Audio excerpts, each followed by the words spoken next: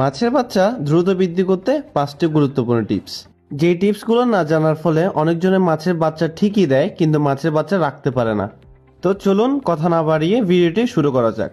Number 5, মাছে বাচ্চা দেওয়ার পর প্রথমে 1 মাস বড় মাছ থেকে তাদের আলাদা রাখুন। আলাদা রাখার ফলে বড় মাছগুলো ছোট মাছগুলোকে আর খেতে পারে না। তবে আপনি চাইলে কিন্তু একসাথেও রাখতে পারবেন বড় মাছের সাথে।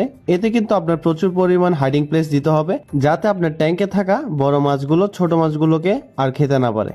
নাম্বার 4, দিনে 3 থেকে 4 বার খাবার দিতে হবে। অবশ্যই খাবারের মধ্যে হাই প্রোটিন সমৃদ্ধ খাবার থাকতে হবে।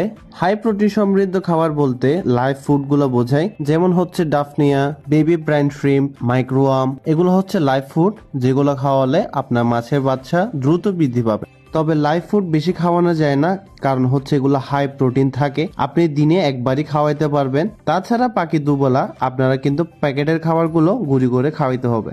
এবং সতর্কতা হিসেবে আপনার মাছের বাচ্চাদের একদমই অল্প খাবার দিতে হবে যাতে পানি নষ্ট হয়ে যাওয়া এবং মাছের বাচ্চার বদহজম দুইটাই না হয়। নাম্বার 3, পানি পরিষ্কার রাখুন। আপনার মাছের খাবারের পরে যে জিনিসটা খুবই গুরুত্বপূর্ণ সেটা হচ্ছে পরিষ্কার পানি রাখা। আপনার ট্যাঙ্ক যত নিট এন্ড ক্লিন থাকবে আপনার মাছের বাচ্চার গ্রোথ ততটাই ভালো হবে। আপনার মাছের বাচ্চার ট্যাঙ্ক প্রতি 2 থেকে 3 দিন পর 20 to 30% করে পানি চেঞ্জ করে দিবেন। এতে কিন্তু আপনার মাছের বাচ্চার দ্রুত গ্রোথ হবে। নাম্বার 2, স্পঞ্জ ফিল্টার ব্যবহার করুন।